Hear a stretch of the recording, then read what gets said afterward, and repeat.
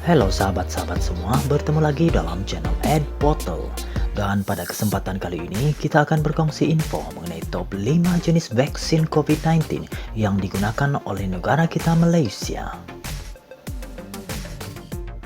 Dasar vaksinasi COVID-19 kebangsaan merupakan dasar pemberian vaksin secara sukarela dan diberikan secara percuma kepada semua penduduk Malaysia, termasuk warga negara dan bukan warga negara.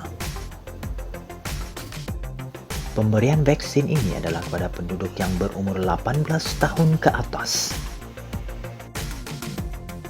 Pendekatan kerajaan kita adalah untuk memastikan sekurang-kurangnya 80% penduduk dewasa Malaysia menerima vaksin menjelang Februari 2022 untuk mengurangkan penularan virus COVID-19.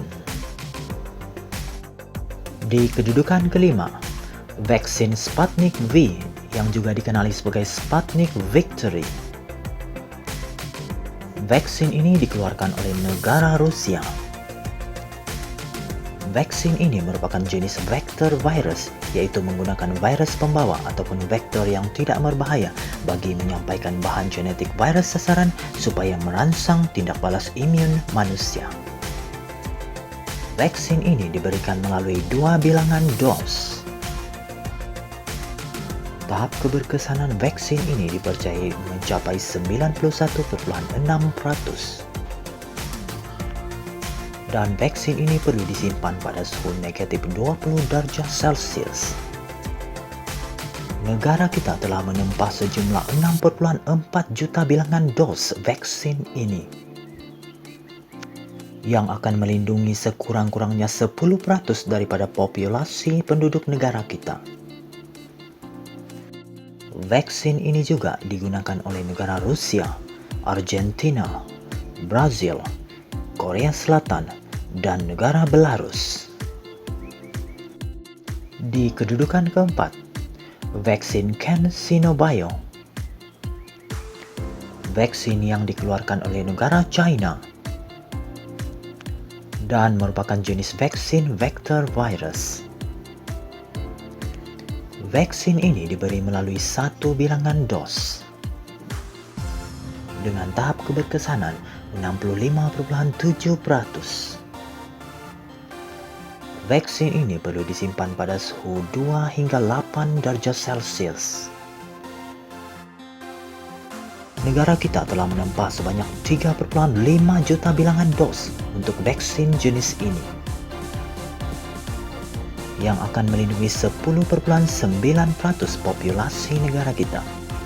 Vaksin ini juga digunakan oleh negara China, Meksiko, dan Pakistan. Di kedudukan seterusnya, vaksin Sinovac. Vaksin ini juga dikeluarkan oleh negara China dengan pemberian 2 bilangan dos bagi setiap seorang penerima vaksin. Vaksin ini merupakan jenis vaksin virus nyah aktif, yaitu menggunakan virus yang telah dimatikan dan digunakan untuk merangsang tindak balas imun manusia.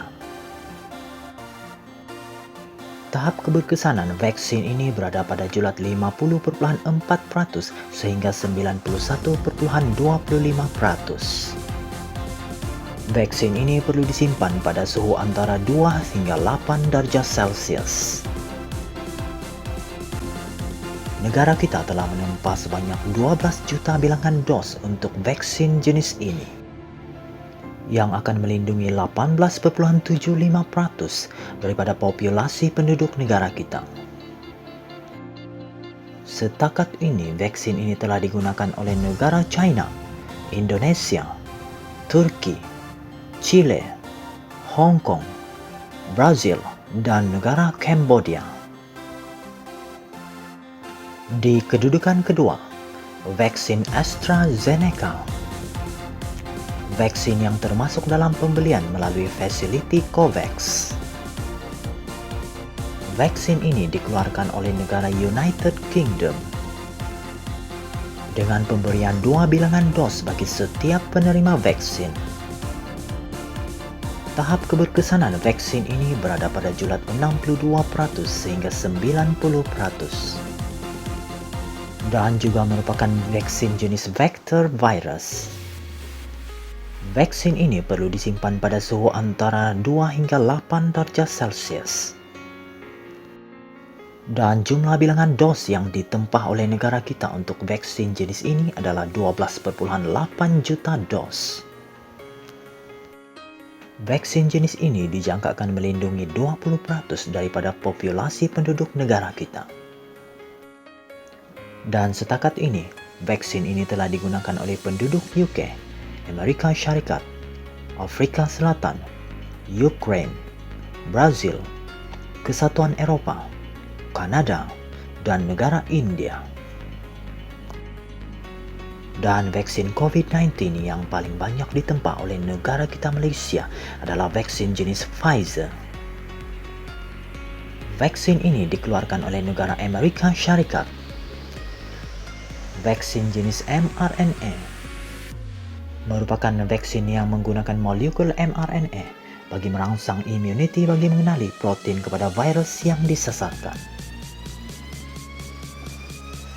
Vaksin ini diberikan melalui 2 bilangan dos bagi setiap penerima vaksin. Dengan tahap keberkesanan vaksin mencapai 95%. Vaksin ini perlu disimpan pada suhu negatif 75 derajat Celcius. Dan sebanyak 32 juta dos telah ditempah untuk vaksin jenis ini, yang dijangkakan melindungi 50% daripada populasi penduduk negara kita. Vaksin ini juga telah digunakan oleh penduduk dari negara Amerika Syarikat, Singapura, UK, Bahrain, Kanada, Meksiko, Switzerland, dan Kesatuan Eropa. Dan itu saja perkongsian info untuk kali ini. Bertemu lagi di video-video yang seterusnya. Stay safe, take care, bye-bye.